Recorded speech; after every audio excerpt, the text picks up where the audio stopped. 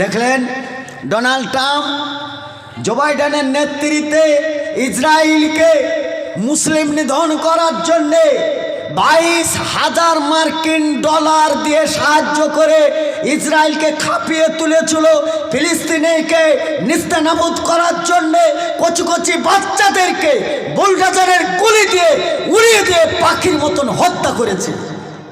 Joe Biden আসলো, সরকার গঠন হওয়ার পরে পরে তার অধিবেশনে নেতৃত্ব দিয়ে একটা কথা বলল, দাঁড়াও, ক্ষমতায় অধিষ্ঠিত হয়েছি, ক্ষমতায় বসেই প্রথম চ্যালেঞ্জ ছিল গাজাকে জাহান্নাম বানিয়ে দিব। আল্লাহ এই ভাষাটাকে বরদাস্ত করেননি, এই ভাষাটাকে আল্লাহ বরদাস্ত করেনি।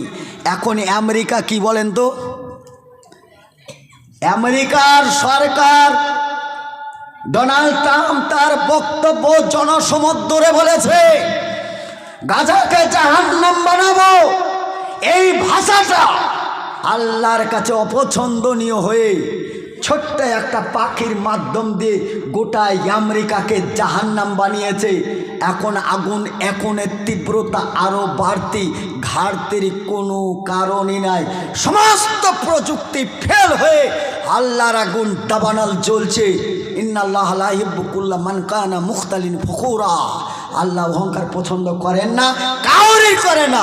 অতএব এই আমেরিকা থেকে প্রত্যেককে ক্ষমতাধর সরকারদেরকে শিক্ষা নেওয়া উচিত।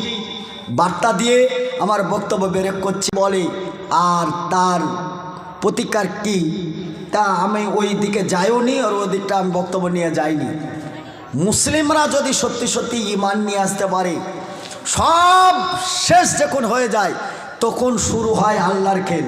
ইউসুফ আলাইহিস সালামকে জুলেখার নেতৃত্বে তাকে নির্জন একাকিক জায়গায় নিয়ে গিয়ে তার সঙ্গে চিন্তাভাবনা একরকম, আর তিনি মদত চাইলেন আল্লাহর কাছে আর এক রকম। ইউসুফ আলাইহিস সালামকে বললেন আল্লাহ যে তুমি যথেষ্ট চেষ্টা করেছো, তোমার চেষ্টা ছিল 7টা দরজা পার করার পর, আর আমার চেষ্টা হলো 7 দরজা থেকে শুরু। ইউসুফ আলাইহিস সালাম থেকে আমাদের শিক্ষা নেওয়া দরকার, আমাদেরকে চেষ্টা চালিয়ে যেতে হবে।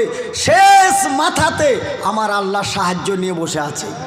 দেখলেন ডোনাল্ড ট্রাম্প জো বাইডেনের নেতৃত্বে ইসরায়েলকে মুসলিম নিধন করার জন্যে 22,000 মার্কিন ডলার দিয়ে সাহায্য করে ইসরায়েলকে খাপিয়ে তুলেছিল। ফিলিস্তিনিকে নিস্তানাবুদ করার জন্যে কচি কচি বাচ্চাদেরকে বুলডোজারের গুলি দিয়ে উড়িয়ে দিয়ে পাখির মতন হত্যা করেছে। জো বাইডেন আসলো, সরকার গঠন হওয়ার পরে পরে তার অধিবেশন